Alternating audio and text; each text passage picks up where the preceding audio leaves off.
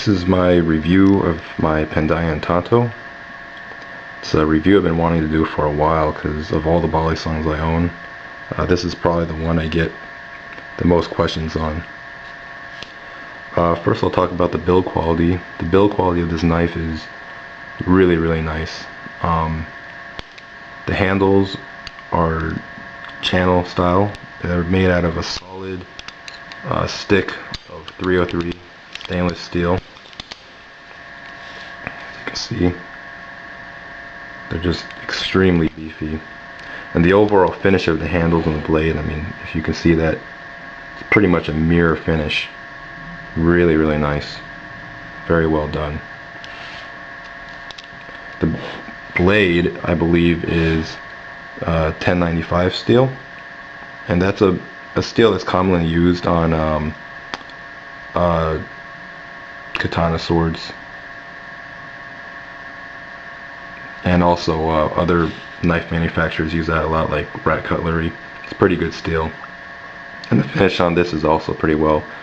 I went with a Tanto profile and the standard skeletonized handle pattern, but just to kind of explain how you go about ordering a Palacio, Pandayan has a website, I believe it's palacio.ph, and on there you can go on and view all the different blade profiles and the different handle profiles, and you can select your length, your latch options, even your handle material options, because he does do stainless steel, but I believe he also can do like brass with inserts. It's pretty neat. You know, I actually really like the format of how you order the knife. That's kind of one of the things that really appealed to me with this custom, is you could kind of go on the website, see everything that was available, and just go, you know, and order exactly what you wanted. You just match it all up and put the order in. And I will say that the website was very user friendly in my opinion.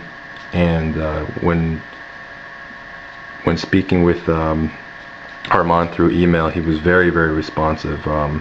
You know, if you had any questions, I had a ton of questions. You know, I probably bugged him quite a bit about this thing and that thing, and but he answers very quickly. You know, he responds very quickly. The customer service was great, and the turnaround time for this particular blade was it's 2 weeks to make it. I don't know if that's standard, so you know, don't quote me on that. Maybe it'll take him longer if he's got more orders or if he's busier, but for mine it took 2 weeks, and then shipping takes probably another 2 weeks. So you're looking at, you know, from the time you put your order in, from the time to the time you get the knife, it's probably about a month to a month and a half. So it does take some time, but still the process was very smooth, and I was very happy with that.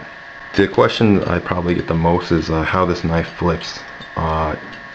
It's a pretty decent flipper. There's probably nothing that I can do on, say, another knife that I couldn't do with this one.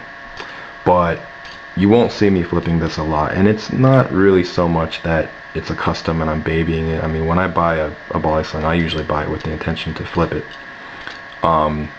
But it's more just kind of the way it's designed. I don't know if flipping is first and foremost intention of the design of this blade. I do know that they are designed to be used, because that's why Armand, you know, he chooses to build a very durable knife. And if you go on the website, it does kind of imply that, you know, the knives are built heavy duty so that they can sustain very hard use. I don't flip it mainly because of just the way it feels. It looks, you know, like it would be a flipper like the 42, and maybe just because of skeletonized handles, you know, it looks so similar. You'd say, hey, you know, well, why isn't that flip exactly like the 42 or better? Because, you know, because maybe it's a little wider, it's a little heavier. Well, it's it's just a little looser, and it's a little bit more cumbersome to flip around. Um, the wings on the blade tend to stick out a little bit more. You feel it a little bit more when you're transitioning between, say, chaplains and um, other moves like that. I mean, it might just be my flipping style, but I prefer something a little bit more light and nimble, like the 42. Um, I I don't know, maybe just because again it's my flipping style. I like to twirl and scissor a lot and do things that are a little bit more intricate. You know, I think if you are somebody who does more um, rollovers, like if your routines are more like Y2Ks and just anything that involves a rollover, this is actually pretty good because of the heavy handles. When you do a Y2K, I mean, the thing almost does it for you because it's so heavy. And as far as for aerials, it's also good because of the weight. Although you really don't want to be on the wrong end of this blade when it hits it, because it is kind of heavy.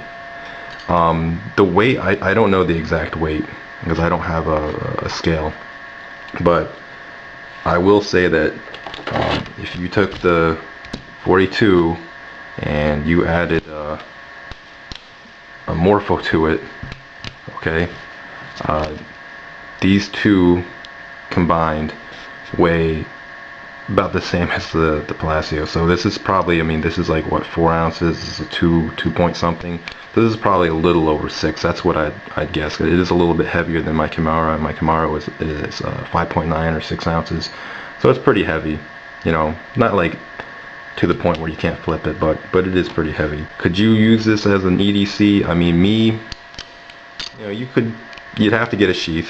That's number one. This latch, when I first got it, it clicked in pretty well, but it's a little loose, you know, as you can see. So you'd probably have to get a sheath. And me personally, I wouldn't EDC it because it's heavy.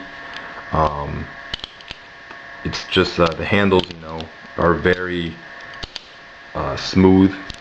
But I don't think that's a flaw. I mean, this is beautiful, you know. That's the way it's supposed to be, you know. But for an EDC, you know, you'd probably want something with a little bit more grip.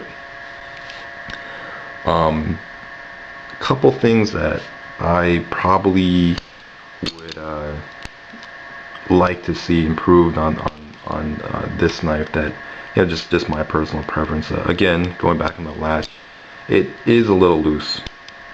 You know, I would like for this to be able to lock in, because, you know, maybe for this blade probably would be perfect for fixed blade tricks because of the weight. It's really flat, so you can, you know, balance it really well on your hand. But since it doesn't lock, you can't really do that.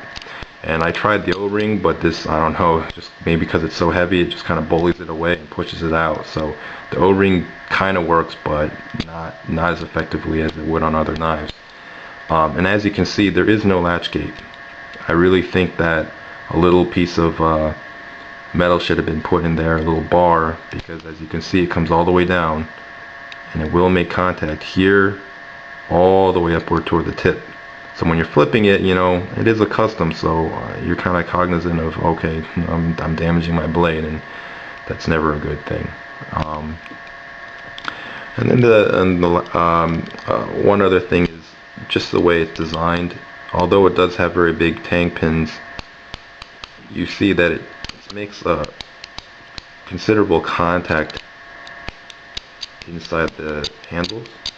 It's like it scrapes in there. So again, another thing that just kind of makes me nervous when I'm flipping it. You know, you're thinking about blade damage rather than the flipping sometimes. And since it's a custom, you know, it makes me wish that there was just a little bit more space to play with.